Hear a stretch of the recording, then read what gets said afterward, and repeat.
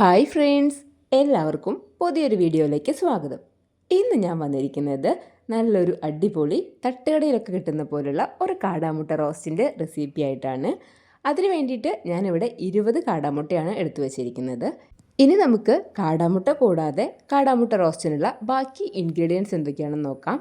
സവാള, തക്കാളി, കറിവേപ്പില, ഇഞ്ചി, വെളുത്തുള്ളി, പച്ചമുളക്, പൊടികളായിട്ട് മല്ലിപ്പൊടി, മുളക് പൊടി, മഞ്ഞൾപ്പൊടി, പെരുംജീരകം, ഉപ്പ്, കുരുമുളക് പൊടി, വെളിച്ചെണ്ണ, ഇത്രയാണ് നമുക്ക് ആവശ്യമായിട്ടുള്ള ഇൻഗ്രീഡിയൻസ്.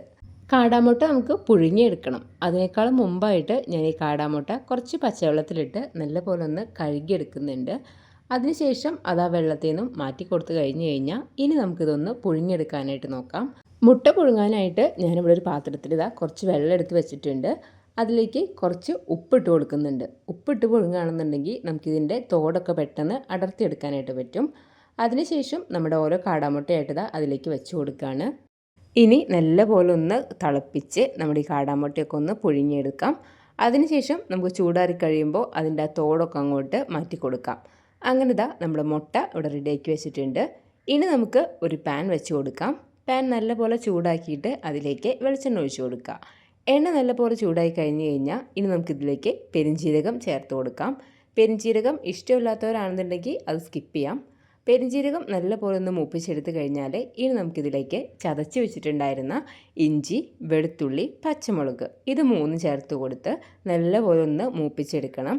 ഈ ഇഞ്ചിയുടെയും വെളുത്തുള്ളിയുടെയൊക്കെ ആ ഒരു പച്ചമണമൊക്കെ ഒന്ന് മാറ്റി കൊടുക്കാം. വെളിച്ചെണ്ണ കുറച്ച് കുറവായിട്ട് തോന്നിയപ്പോൾ ഞാൻ കുറച്ചും കൂടെ വെളിച്ചെണ്ണ ഒന്ന് ഒഴിച്ച് കൊടുക്കുന്നുണ്ട്. അപ്പോൾ നമ്മുടെ ഇഞ്ചിയും വെളുത്തുള്ളിയൊക്കെ നല്ലപോലെ മൂത്ത് അതിൻ്റെ ആ പച്ചമുളകൊക്കെ മാറ്റിയെടുത്തിട്ടുണ്ട്. ഇനി ഞാനിതിലേക്ക് ചേർത്ത് കൊടുക്കാൻ പോകുന്നത് സവാളയാണ്. നമുക്ക് എത്രത്തോളം മസാല ആവശ്യമുണ്ടോ, നമ്മുടെ മുട്ടയൊക്കെ എത്ര എണ്ണ ഉണ്ട് അതിനനുസരിച്ച് സവാള എടുക്കുക. ഞാനിവിടെ 2 സവാളയാണ് എടുത്തിരിക്കുന്നത്. അത് നല്ലപോലെ ചെറുതാക്കി അരിഞ്ഞിട്ട് കൊടുത്തിട്ടുണ്ട്. ഇനി ഈ ഇഞ്ചിയുടെയും പച്ചമുളകിൻ്റെയൊക്കെ കൂടെ ഈ സവാളയും കൂടി ഇട്ട് നല്ലപോലെ ഒന്ന് വഴറ്റിയെടുക്കണം.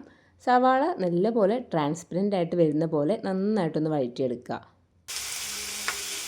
അങ്ങനെ സവാള ഒന്ന് ട്രാൻസ്പെറൻ്റായി വന്ന് തുടങ്ങിയിട്ടുണ്ട്. അപ്പോൾ നമുക്കിനി ഇതിലേക്ക് തക്കാളി ചേർത്ത് കൊടുക്കാം. ഞാൻ ഒരു വലിയ തക്കാളിയാണ് എടുത്തേക്കുന്നത്. കൂടുതൽ വേണമെന്നുണ്ടെങ്കിൽ നിങ്ങൾക്ക് കൂടുതൽ ചേർത്ത് കൊടുക്കാം. ഇനി ഈ തക്കാളിയും കൂടെ ഈ സവാളയുടെ കൊടുക്കിടുന്ന് നല്ലപോലെ ഒന്ന് വഴറ്റിയെടുക്കുക.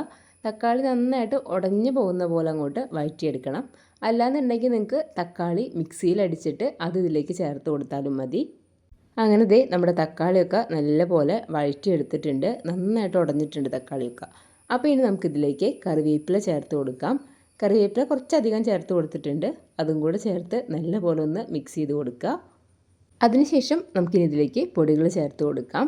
മഞ്ഞൾപ്പൊടി, മല്ലിപ്പൊടി, നമ്മുടെ എരിവിനനുസരിച്ചിട്ടുള്ള മുളക് പൊടി, ഇത്രയാണ് ഞാൻ ചേർത്ത് കൊടുത്തേക്കുന്നത്. ഉപ്പ് ഞാൻ കുറച്ച് കഴിഞ്ഞിട്ടേ ചേർത്ത് കൊടുക്കുന്നുള്ളൂ. അപ്പോൾ ഈ പൊടികളൊക്കെ ചേർത്ത് കൊടുത്തതിന് ശേഷം നമുക്ക് ഈ പൊടികളും കൂടെ നന്നായിട്ടൊന്ന് ചൂടാക്കിയിട്ട് എടുക്കണം. ഫ്ലെയിം ഒന്ന് സിമ്മിലോ മീഡിയം ഫ്ലെയിമിലോ ഇട്ട് കൊടുത്ത് നമ്മുടെ ഈ തക്കാളിയും സവാളയൊക്കെ വഴറ്റിയതിൻ്റെ കൂടെ ഈ പൊടികളൊക്കെ നല്ലപോലെ ഒന്ന് മിക്സ് ചെയ്ത് കൊടുക്കുക. അതിനുശേഷം നമുക്കിനി ഇതിലേക്ക് കുറച്ച് വെള്ളം ഒഴിച്ച് കൊടുക്കാം. വളരെ കുറച്ച് വെള്ളം മതി. നമ്മുടെ ഈ മുട്ട റോസ്റ്റിൻ്റെ മസാല ഒരുപാട് അങ്ങോട്ട് ലൂസായി പോകേണ്ട ആവശ്യമില്ല. കുറച്ച് കട്ടിക്ക് തന്നെ ഇരിക്കണം. അപ്പോൾ വളരെ കുറച്ച് വെള്ളമാണ് ഒഴിച്ച് കൊടുത്തിട്ടുള്ളൂ. അതും കൂടെ ഇതിൻ്റെ കൂടെ ഇട്ട് നല്ലപോലെ ഒന്ന് മിക്സ് ചെയ്ത് കൊടുക്കുക. ഈ വെള്ളം ഏകദേശം ഒന്ന് ചൂടായി കുറച്ചൊക്കെ ഒന്ന് വറ്റി വരുന്ന സമയത്ത് ഇനി നമുക്കിതിലേക്ക് പൊടിയുപ്പ് ചേർത്ത് കൊടുക്കാം. നമ്മുടെ ടേസ്റ്റിനനുസരിച്ചുള്ള ഉപ്പ് ചേർത്ത് കൊടുത്തിട്ട് നല്ലപോലെ ഒന്ന് മിക്സ് ചെയ്ത് കൊടുക്കുക. ഇനി ഞാൻ ഒരു മീഡിയം ഫ്ലെയിമിൽ വെച്ച് കൊടുത്തുകൊണ്ട് ഇതിൽ ഈ വെള്ളമൊക്കെ ഒന്ന് വറ്റിച്ചെടുക്കാനായിട്ട് പോവാണ്. ഇടയ്ക്കിടയ്ക്ക് ഒന്ന് ഇളക്കി കൊടുത്തുകൊണ്ടിരിക്കാനായിട്ട് ശ്രദ്ധിക്കുക. കുറച്ചൊക്കെ വെള്ളം വറ്റിയിട്ടുണ്ട്.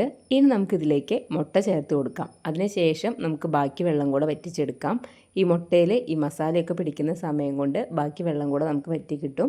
അങ്ങനെ നമ്മൾ പുഴുങ്ങി വെച്ചിട്ടുണ്ടായിരുന്ന 20 മുട്ടകളും ഞാനിതിൽ നിരത്തി വെച്ച് കൊടുത്തിട്ടുണ്ട്. ഇനി നമുക്കിതൊന്ന് മിക്സ് ചെയ്ത് കൊടുക്കണം. ഈ മസാലയൊക്കെ ഈ മുട്ടയും ഒന്ന് പിടിച്ച് കിട്ടാൻ വേണ്ടിയിട്ട് ഈ മസാലയൊക്കെ ഈ മുട്ടയുടെ മുകളിലേക്ക് ആവുന്ന പോലെ നല്ലപോലെ ഒന്ന് മിക്സ് ചെയ്ത് കൊടുക്കുക.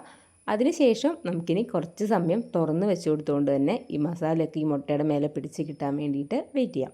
ഈ സമയത്ത് കുറച്ച് കുരുമുളകിൻ്റെ പൊടിയും കൂടെ ഇതിൻ്റെ മുകളിലേക്ക് അങ്ങോട്ട് വിതറി കൊടുക്കാം. ഏകദേശം ഒരു 3 to 5 മിനിറ്റോളം നമ്മൾ തുറന്ന് വെച്ച് കൊടുത്ത് ഈ മുട്ടയുമേ ഈ മസാലയൊക്കെ പിടിക്കാൻ വേണ്ടിയിട്ട് വെച്ച് കൊടുത്തിട്ടുണ്ട്. അങ്ങനെ ദാ നമ്മുടെ മസാലയൊക്കെ നല്ലപോലെ ഡ്രൈ ആയിട്ട് ഈ മുട്ടയമേ അത്യാവശ്യം മസാലയൊക്കെ പിടിച്ച് വന്നിട്ടുണ്ട്. ഇനി നമുക്ക് ഫ്ലെയിം ഓഫ് ചെയ്ത് കൊടുക്കാം. നമ്മുടെ കാടാമുട്ട റോസ്റ്റ് ഇതാ ഇവിടെ റെഡി ആയിട്ടുണ്ട്. അപ്പോൾ ഇനി ഞാനതൊന്ന് വേറൊരു പാത്രത്തിലേക്ക് മാറ്റി കൊടുക്കാനായിട്ട് പോവാണ്. നല്ല അടിപൊളി ടേസ്റ്റാണ്. നമ്മൾ തട്ടുകടയിൽ നിന്നൊക്കെ വാങ്ങിക്കുന്ന പോലെ തന്നെയാണ്. അപ്പോൾ എല്ലാവരും ഇതൊന്ന് ട്രൈ ചെയ്ത് നോക്കുക. ഈ റെസിപ്പി നിങ്ങൾക്ക് ഇഷ്ടപ്പെട്ടിട്ടുണ്ടെങ്കിൽ നമ്മുടെ വീഡിയോ ലൈക്ക് ചെയ്യാനും ഷെയർ ചെയ്യാനും കമൻറ്റ് ചെയ്യാനും മറക്കല്ലേ. അതുപോലെ തന്നെ ചാനൽ സബ്സ്ക്രൈബ് ചെയ്യാത്ത വീഡിയോ കാണുന്ന ആരെങ്കിലും ഉണ്ടെങ്കിൽ ഒന്ന് സബ്സ്ക്രൈബ് ചെയ്ത് സപ്പോർട്ടും കൂടെ ചെയ്തേക്കണേ. അപ്പോൾ ഇനി നമുക്ക് പുതിയൊരു റെസിപ്പിയായിട്ട് അടുത്ത വീഡിയോയിലൂടെ കാണാം. അതുവരേക്കും ബൈ.